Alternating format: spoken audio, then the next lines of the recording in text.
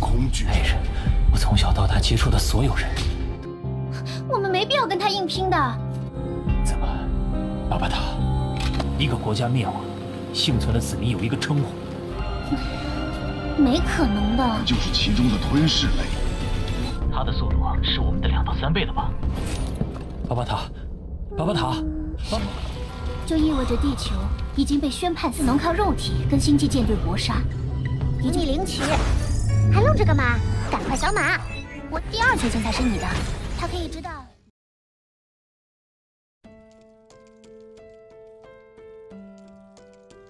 Halo Donghua Lovers, bagaimana kabar kalian semua? Mimin doakan agar semua dalam keadaan sehat ya. Pada video kali ini, Mimin akan kembali mendongengkan alur cerita Donghua series, yang berjudul Swallowed Star, episode 150. Tapi seperti biasa, Mimin akan kembali mengingatkan pada teman-teman semua.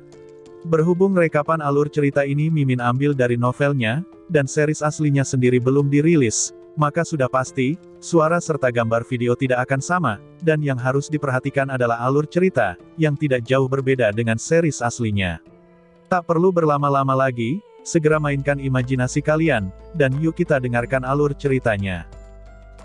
Yang pada part sebelumnya, Luo Feng dan Dewa Petir yang dengan santai terlibat dalam percakapan tentang ladang pembunuhan. Di sela percakapan itu terdengar, suara familiar yang menyapa mereka. Hahaha. Sungguh sangat mengejutkan bisa bertemu kalian berdua di sini, ucap suara dengan tawa yang jelas terdengar, yang berasal dari seorang pria berkulit hitam, dengan postur tubuh sebesar beruang, yang saat itu melangkah bersama seorang pemuda berambut merah. Mendengar sapaan itu, Luo Feng segera berbalik dan melihat ke arah seorang pria berpostur besar seperti beruang, yang saat itu melangkah ke arah mereka bersama seorang pemuda berambut merah. Hei, buleimu, Heruo, ayo kemari dan duduk bersama kami, ucap Luo Feng sembari melambaikan tangannya. Di sini dijelaskan, setelah sebulan penuh berlatih di ladang pembunuhan, Luo Feng telah memiliki lebih dari 30 teman, namun yang paling dekat dengannya adalah 2 orang yang saat ini berdiri di depannya.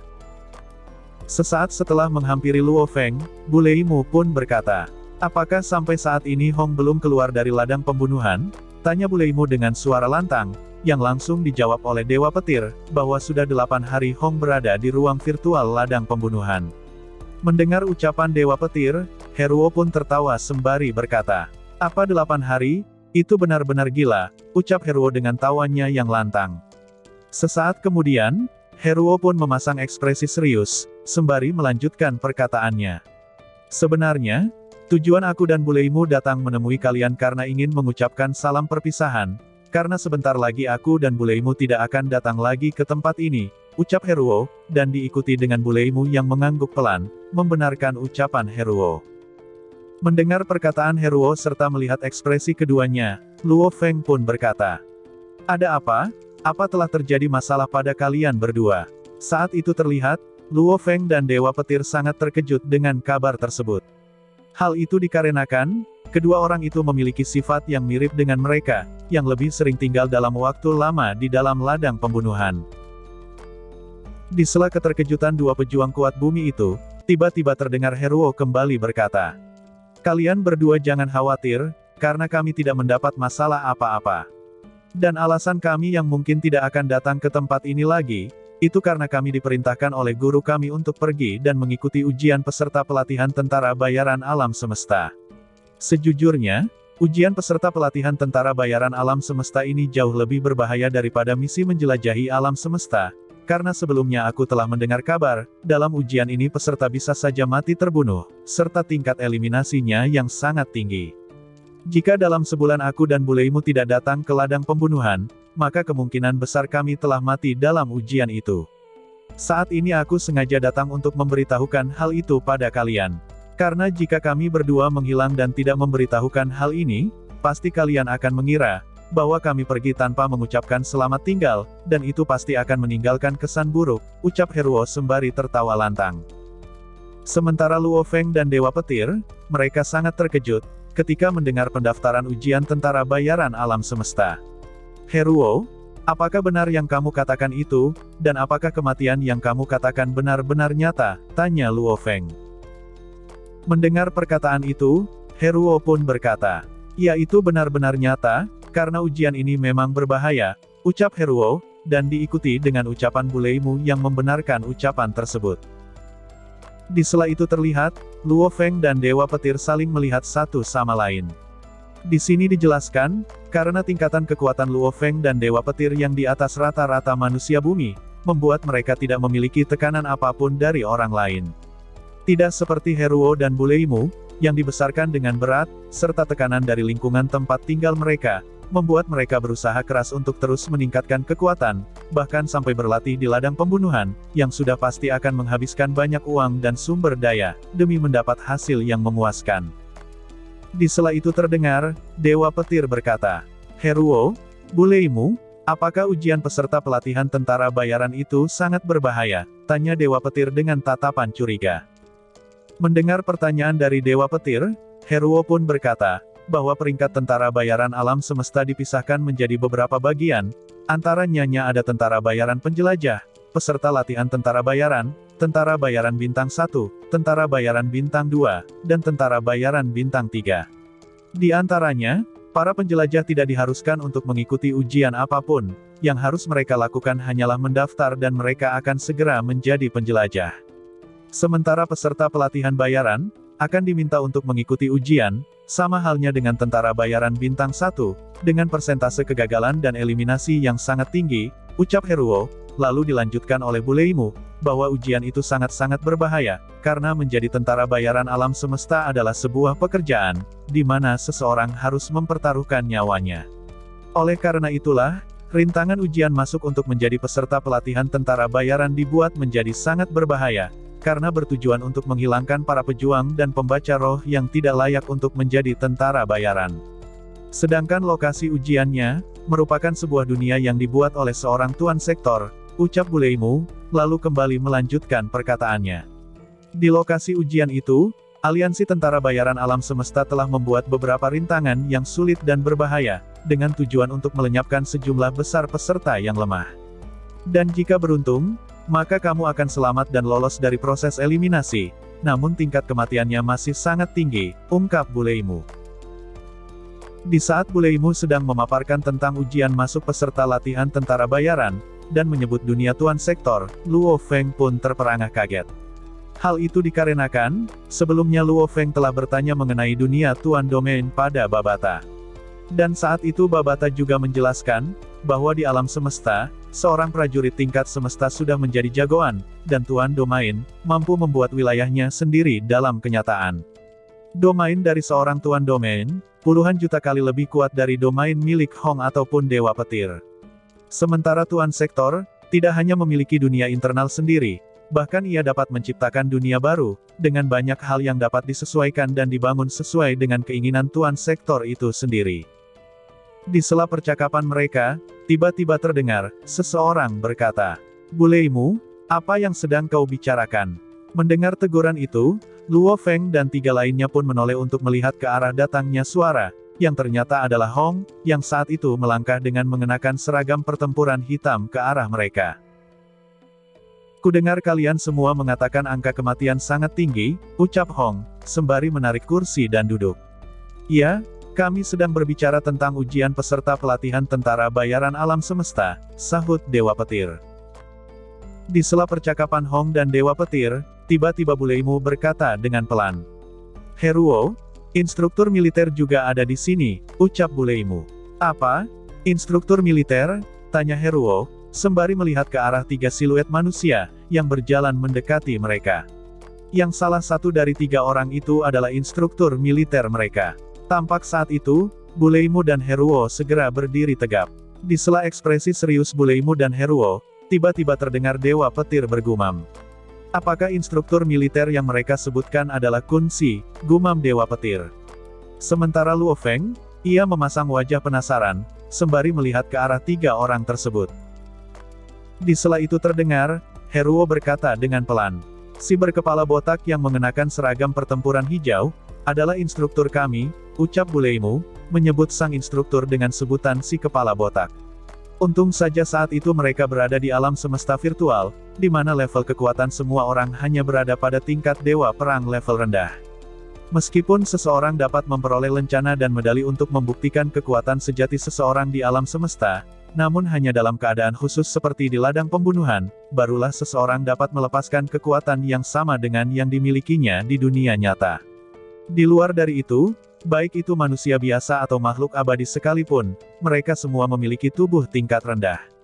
Dan untungnya, saat ini instruktur militer yang merupakan petarung tingkat alam semesta itu hanya memiliki tubuh yang lemah dan kecil, kemampuan pendengarannya pun tidak dapat menangkap percakapan mereka. Jika dia mendengar ucapan Heruo yang menyebutnya dengan sebutan kepala botak, dia pasti akan mendapat hukuman keras. Sementara Luo Feng, ia pun melihat dengan cermat ke arah orang yang dimaksud oleh Heruo.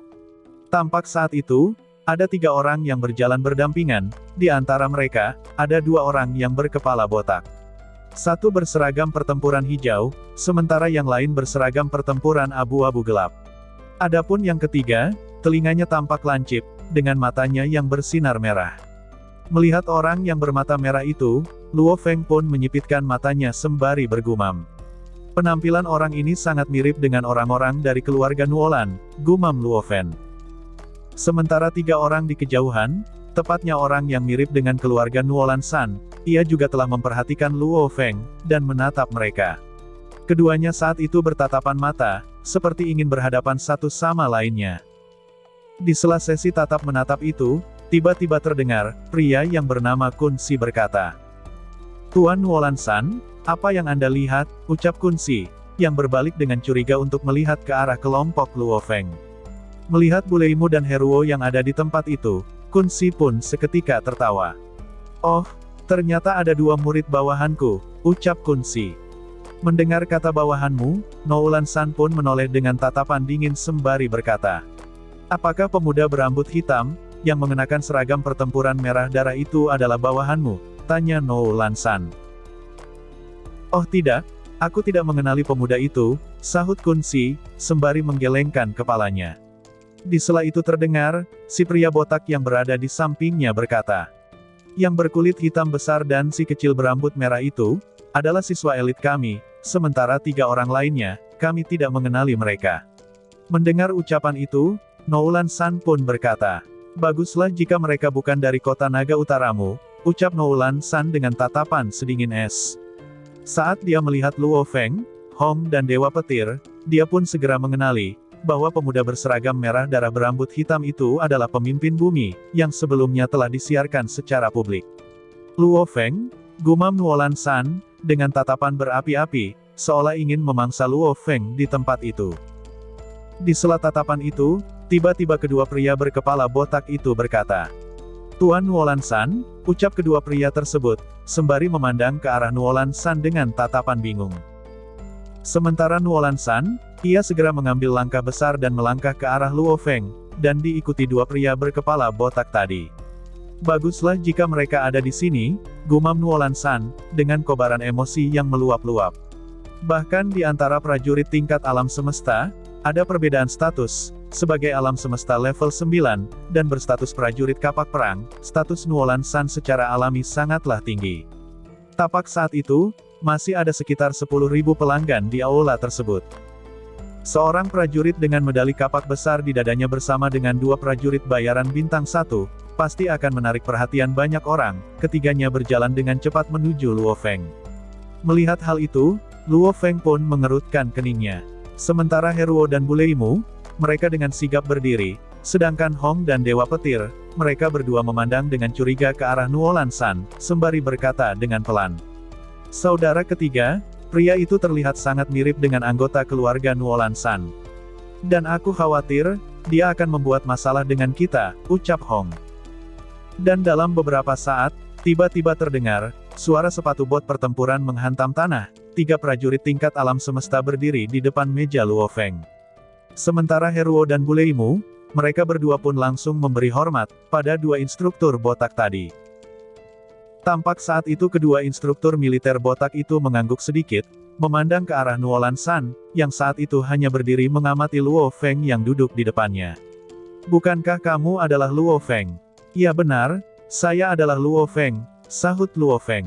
Sesaat setelahnya, Nuolan San kembali berkata, "Apakah benar planet itu milikmu?" ucap Nuolan San, yang menanyakan kalimat kedua tanpa menyebutkan nama bumi, dan langsung dijawab oleh Luo Feng dengan sebuah senyuman, sembari berkata, "Ya, planet itu adalah milikku," sahut Luo Feng. "Kalau begitu jual padaku, dan sebutkan harganya," ucap Nuolan San, dan menatap tajam ke arah Luo Feng. Mendengar ucapan itu, Luo Feng hanya menggelengkan kepalanya. 10 miliar dolar Ganwu dan jual padaku, ucap Nuolan San. Mendengar tawaran itu, Luo Feng pun berkata, "Tidak, berapapun tawaranmu, aku tidak akan menjualnya," kata Luo Feng tanpa ragu-ragu. "Bagaimana jika 100 miliar dolar Ganwu?" lanjut Nuolan San, yang membandrol bumi dengan harga 100 miliar dolar Ganwu. Mendengar tawaran itu, Luo Feng pun berkata dengan tegas, "Apakah kamu tidak mengerti ucapan orang lain?